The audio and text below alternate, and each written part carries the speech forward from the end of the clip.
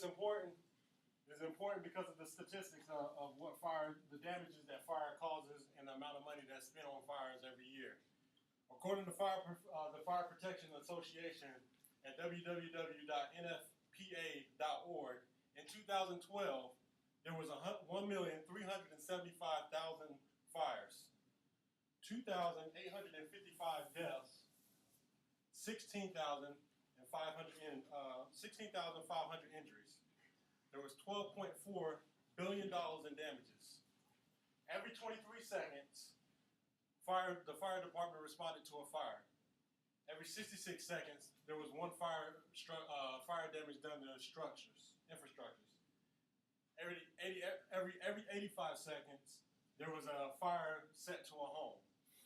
And every 32 minutes, there was fire injuries reported to the fire department. The cause of those fires come from three things, all right? Air, heat, and fuel.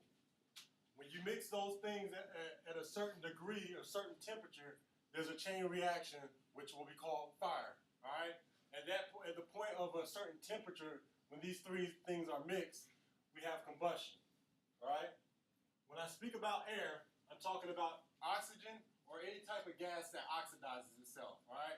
And when I talk about oxidation, I'm talking about oxidizing agents like bromide, nitrates, and chlorine, all right?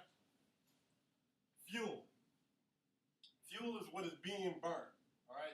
Solids can be burned, liquids can be burned, and your gases can be burned, all right? Whenever you're burning a solid, the fire is going to take shape of what that solid is, so you're going to have a distinct shape. Whenever you're burning a liquid, the liquids are going to take the form of whatever container it is, just like in your environmental science and your physical science, when it talks about the physical shape of what a liquid does. And your gases will burn, but the gases burn in two different ways. If your gas is lighter than air, the gas is going to burn at a higher elevation. All right. So if there was gas burning in this house, inside of this room right now, and if it was lighter than air, it would be burning towards the ceiling.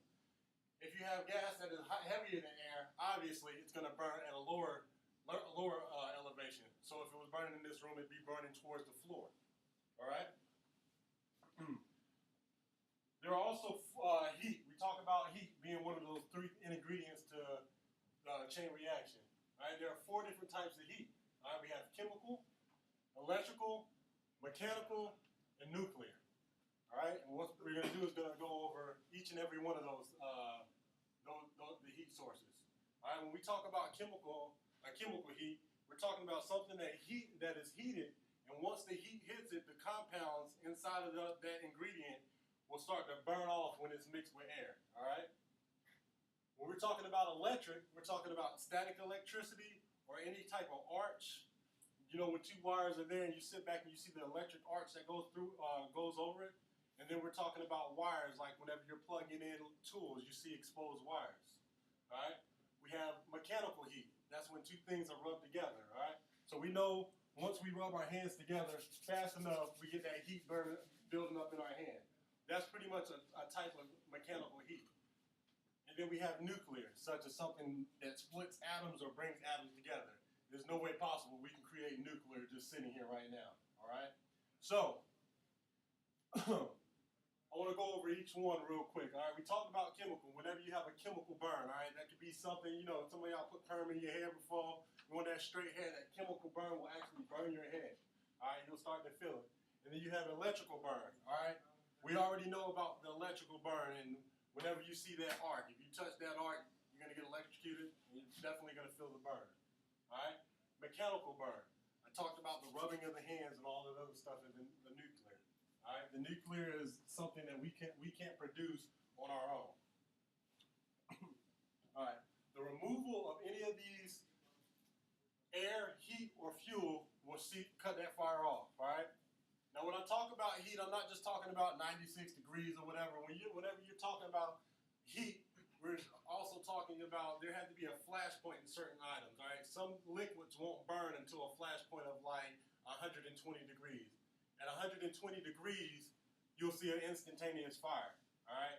And those are the things that I'm talking about when I talk about heat, all right? And just to give you an example, if I can get a lighter real quick. All right, I'm going to show you an example just in a lighter. All right, you have a flint.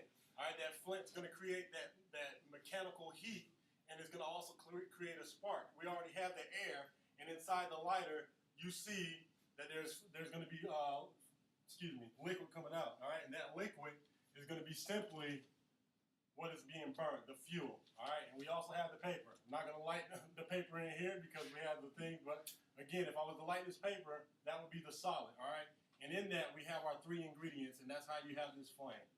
All right. Again, my name is Sergeant Ronald Frazier. We talked about the causes of hazardous fire, that being air, heat, and fuel. Are there any questions? All right. Well, thank you for your participation and your attention for this class.